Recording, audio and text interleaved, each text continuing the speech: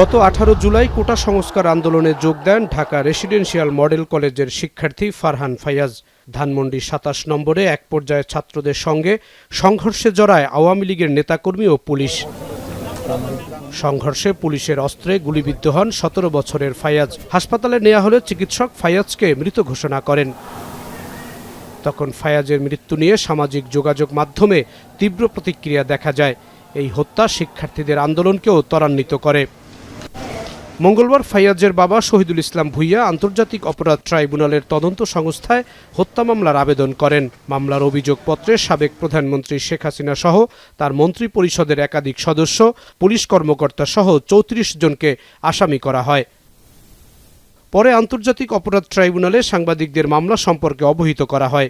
সেখানে ট্রাইব্যুনালের প্রধান প্রসিকিউটর বলেন, ফায়াজের হত্যার বিচার করা নৈতিক দায়িত্ব।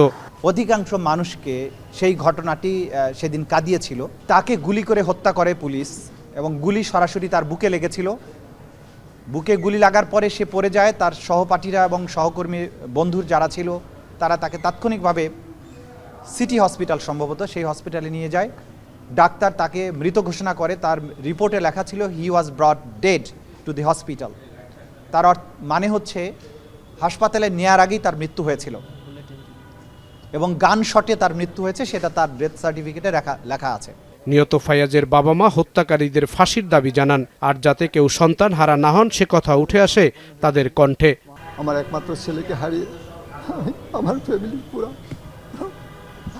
আমরা এমন ব্যথা ব্যথিত। পিতার কাঁধে ছেলের লাশ, এর চেয়ে ভারী বস্তু পৃথিবীতে আর কিছু নাই। আমি মহামান্য আদালতের কাছে শরণাপন্ন হয়েছি, যারা এই হত্যাযোগ্য এই গণহত্যা চালিয়েছে তাদের বিচারের আওতায় এনে উপযুক্ত শাস্তি, খুব দ্রুত বিচারের জন্য আমরা আহ্বান জানাচ্ছি আপনাদের মাধ্যমে। উপযুক্ত শাস্তি হোক, শাস্তির আনা, যারা খুন করেছে তাদের ফাঁসি হোক, ফাঁসির আওতায় আনা হোক।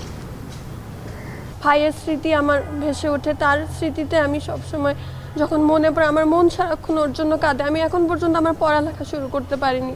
জুলাই আগস্টের ছাত্র জনতার আন্দোলনে এ পর্যন্ত আন্তর্জাতিক অপরাধ ট্রাইব্যুনালে 12টি মামলা হয়েছে। সবকটি মামলার প্রধান আসামি সাবেক প্রধানমন্ত্রী শেখ হাসিনা। জাহিদ হাসান, এখন, ঢাকা। সানবিট সব দিবে সামাল। সানবিট ম্যাজিক প্রেস ডিশওয়াশিং এর মাথা ঘোরানো সলিউশন।